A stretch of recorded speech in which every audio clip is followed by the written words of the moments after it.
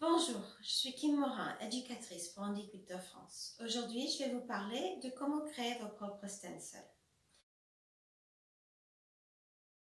Il y a plusieurs sources d'inspiration. On peut se balader dans la rue et voir quelque chose qui semble être un joli motif de matelassage. On peut prendre une photo, utiliser la photo. Après, on peut utiliser un stencil qui est déjà tout préparé. On peut utiliser des livres de matelassage avec des idées de matelassage comme le 501 Quilting Motifs ou 180 Doodle Quilting Designs. On peut utiliser des magazines du patchwork.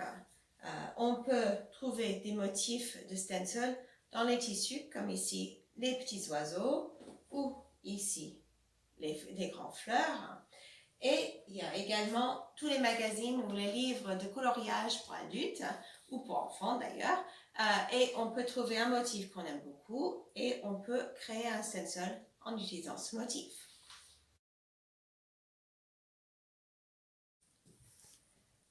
La deuxième question.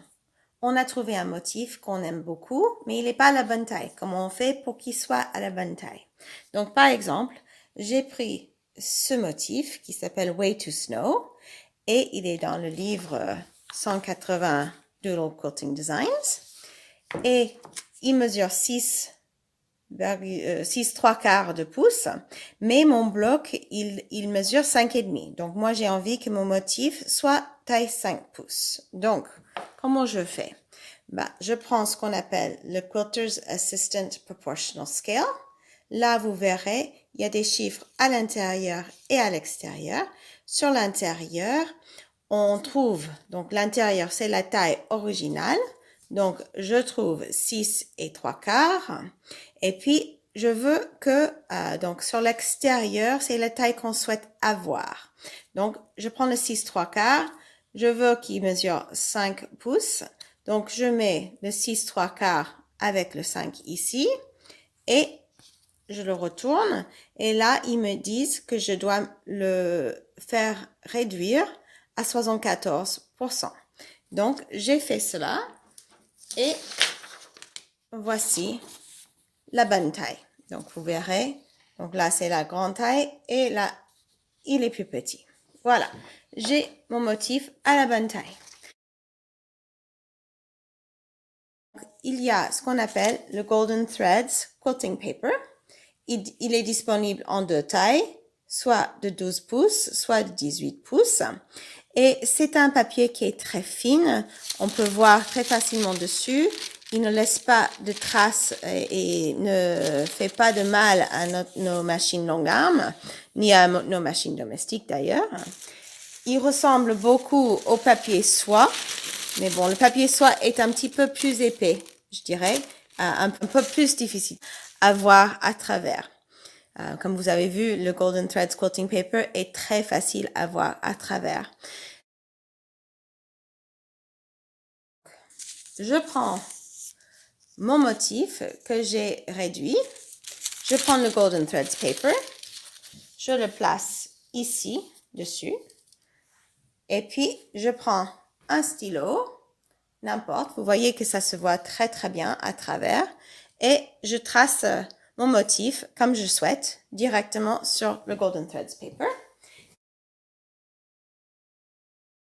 Une fois que j'ai tracé mon motif sur le papier en soie ou le Golden Threads Paper, je vais l'amener à la machine. Je vais mettre un sandwich, n'importe quel sandwich. Je vais inverser mon papier parce que je veux que le côté rugueux soit le bon côté de mon motif. Donc, je le mets à l'envers. Et donc, je mets ma machine en mode régulé avec 6 points par pouce. Et je mets par défaut, parce que moi je préfère comme ça, j'ai mis mon pied, micro-pied, pour que j'ai la meilleure vision possible de mon motif. Et puis, j'y vais.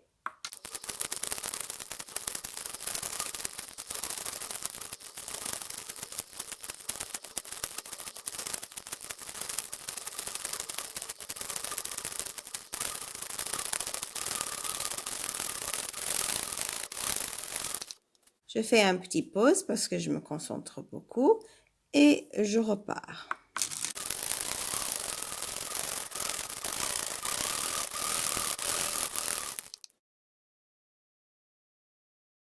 Je prends mon bounce pad ici, qui est bleu, voilà.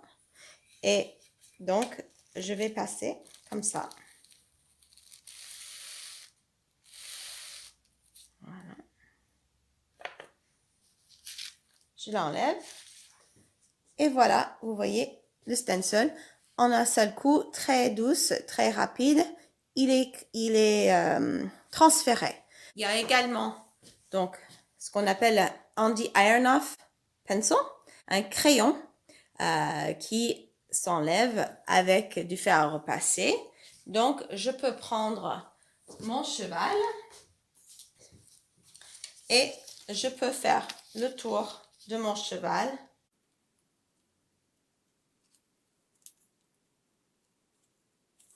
Vous voyez, il y a le cheval. Donc là, c'est le crayon Andy Ironoff pencil. Ça s'appelle aussi un panda pencil. Et il fait des lignes comme ça qui s'enlèvent avec le fer à repasser.